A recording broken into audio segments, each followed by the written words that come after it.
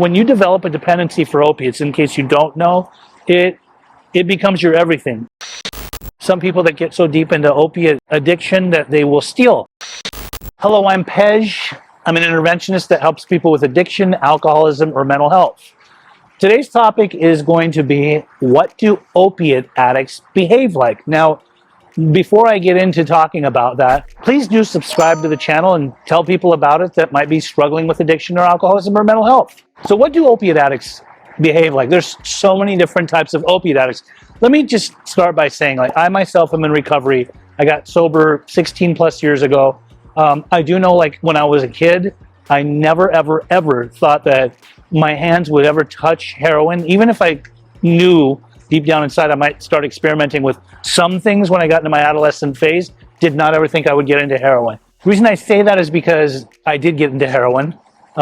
It was a 6-month stint. There was other types of substances that I was using before that and after that, but I definitely felt opiates go into my body. I felt them in my bloodstream. I felt them in my bones.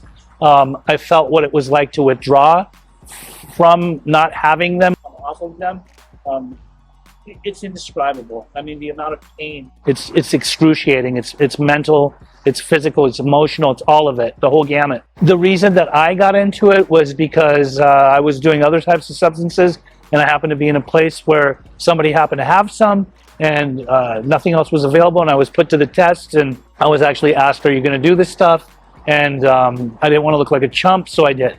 And when I did, I immediately fell in love with it, and thus started a period of time where I continued to use it, and then after a while I wanted to get off of it, and that was about 6 months later. Now, when I ended up, over a period of time stopping, I then got into actual opium, which that within itself was even harder than anything to get off of. I was on that for about,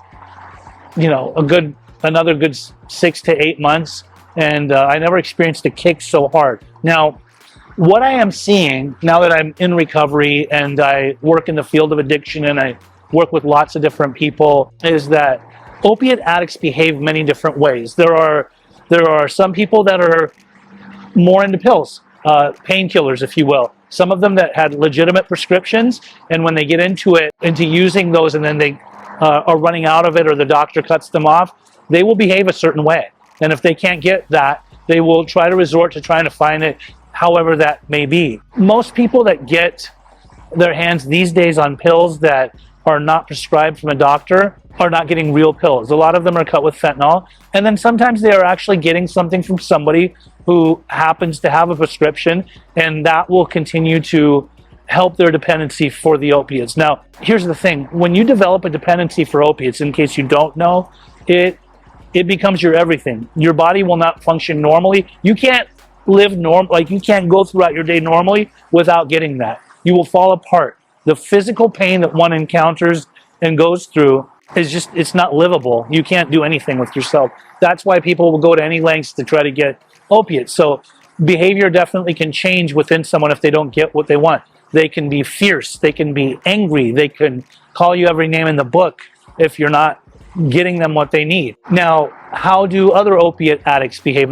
For example, somebody who had legitimate back pain or some kind of legitimate problem where they were prescribed something and then they ended up finishing their prescription and their doctor not giving it to them anymore. Sometimes if an addiction has now taken form within that person and they are fully in need of this and addicted to opiates, I've seen plenty of people that have resorted to the streets for street drugs or the plug or even the dark web to be able to try to get heroin. Now, for a long time it was heroin, but then it became fentanyl. I made another video about fentanyl, but we're going to talk more about actual heroin. So these days there's not a lot of heroin that's out there, but people still sometimes have the ability to get pure heroin as opposed to heroin that looks like heroin that is laced with fentanyl. And why would somebody who had not been a traditional addict, that had legitimate pain, that had pain meds prescribed to them, why would they resort to going and using heroin? And there's plenty of people that have actually done it. It's because it's opiates, and they know that if they can't get opiates anymore from their doctor, then they're going to try to get it from some other source. And how do they behave? They behave in a way to where they're always nodding out. They are not coherent. There's a lot of times when they're sedated so much to where they may burn themselves with cigarettes. They will, slobber on themselves. They're falling asleep in random places. They resort to the bathroom a lot. They will hide out in places to be able to do their stuff. Heroin can be used obviously in many different ways. Some people snort it, some people eat it, some people shoot it intravenously into their veins, and then some people will smoke it.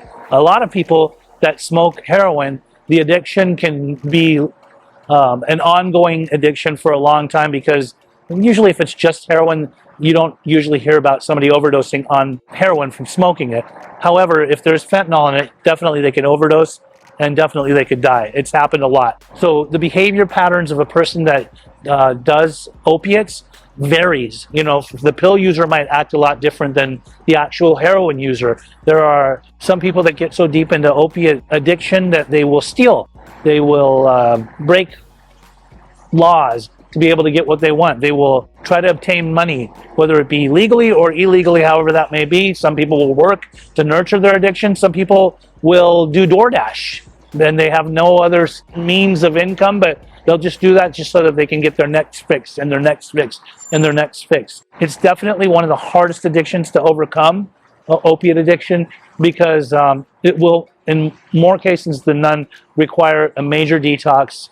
Even if a person's been smoking heroin as opposed to shooting it, they will need to go somewhere and detox themselves. A lot of people try to do it on their own, and that's a hard one. It's not impossible. Somebody's not usually going to die if they're coming off of opiates and don't have a proper detox, but the amount of pain that they go through usually brings them back to doing heroin because they just can't bear the pain. If you or somebody that you know is struggling with any type of opiate addiction, I'd love to be able to talk to you. If you know somebody that needs help, you can always call me. If an intervention is needed, I will make myself available for a phone call.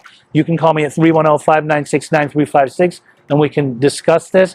Please don't forget to subscribe to the channel, and I will be readily available for you at any given time. My name is Pej. I'm the interventionist.